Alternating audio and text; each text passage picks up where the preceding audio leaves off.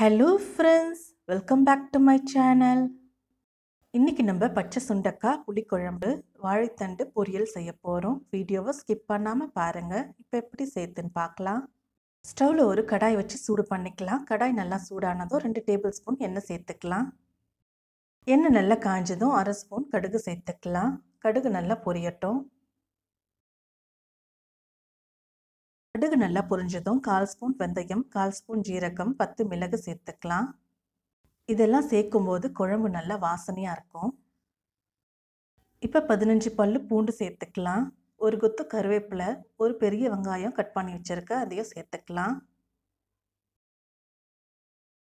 வெங்காயம் நல்லா பொன்னிறம் ஆகிற வரைக்கும் நல்லா வதக்கி விட்டுடலாம்.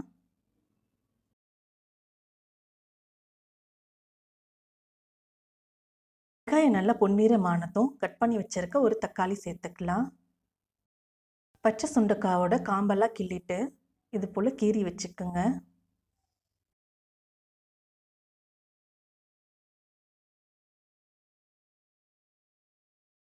இப்போ பச்சை சுண்டக்காவை தண்ணி இல்லாமல் சேர்த்துக்கலாம்.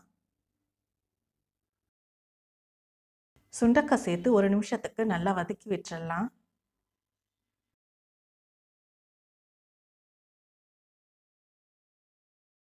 சுண்டக்காயெலாம் நல்லா வதங்கினதுக்கப்புறமா 1/4 ஸ்பூன் மஞ்சள் தூள் சேர்த்துக்கலாம். இது கூடவே 1/4 ஸ்பூன் பெருங்காயத்தூள் சேர்த்துக்கலாம்.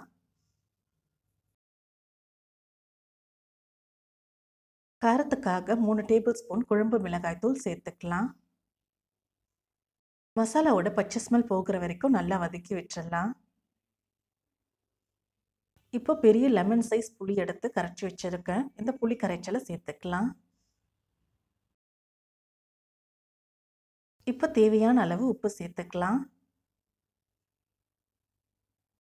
இது எல்லாத்தையும் நல்லா கலந்து விட்டுறலாம். குழம்புல இருந்து எண்ணெய் பிரிஞ்சு வர வரைக்கும் குழம்பு நல்லா கொதி வரட்டும். குழம்பு நல்லா கொதிச்சு இது போல் எண்ணெய் பிரிஞ்சு வரும்போது ஸ்டவ் ஆஃப் பண்ணிடலாம். கொத்தமல்லி தழை சேர்த்து இறக்கிடலாம். பச்சை சுண்டக்காய் புளிக்குழம்பு ரெடி ஆயிடுச்சு. இப்போ வாழைத்தண்டு பொரியல் செய்யலாம்.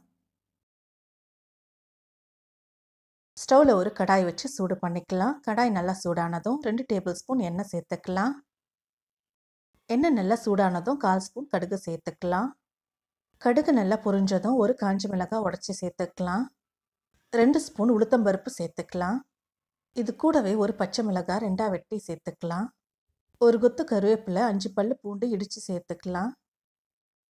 உளுத்தம்பருப்பு நல்லா செவக்கிற வரைக்கும் நல்லா வதக்கி விட்டுறலாம். உளுத்தம்பருப்புக்கு பதிலாக கடலைப்பருப்பு இருந்தால் கடலைப்பருப்பு கூட நீங்கள் சேர்த்துக்கலாம். இப்போ பொடியாக நறுக்கி வச்ச வாழைத்தண்டு சேர்த்துக்கலாம். வாழைத்தண்டு சேர்த்ததும் 1 நிமிஷத்துக்கு நல்லா வதக்கி விட்டுறலாம்.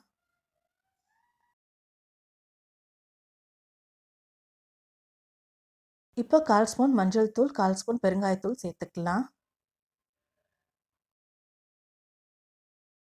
இப்போ 1/4 டம்ளருக்கும் கம்மியாக தண்ணி கொஞ்சம் சேர்த்துக்குங்க. இப்போ பொரியலுக்கு தேவையான உப்பு சேர்த்துக்கலாம்.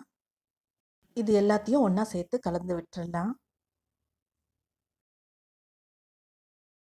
இப்போ ஒரு மூடி போட்டு மூடி நல்லா ட்ரை ஆகிற வரைக்கும் நல்லா குக் பண்ணுங்க. இப்போ பொரியல் நல்லா ட்ரையாக வந்திருக்கு பாருங்கள். வாழைத்தண்டு நல்லா சாஃப்டாக வெந்திருக்கு. இப்போ துருவி வச்ச 1/4 கப் தேங்காய் சேர்த்துக்கலாம். ஸ்டவ் ஹை ஃப்ளேமில் வச்சு தேங்காவோட பொரியலை நல்லா கலந்து விடுங்க. தேங்காய் சேர்த்ததும் 2 கிளறி ஸ்டவ் ஆஃப் பண்ணிடணும். ரொம்ப நேரம் தேங்காய் சேர்த்ததுக்கு அப்புறமா குக் பண்ணக்கூடாது. இப்போ கொத்தமல்லி தழை சேர்த்து இறக்கிடலாம். இப்போ வாழைத்தண்டு பொரியலும் ரெடி ஆயிடுச்சு.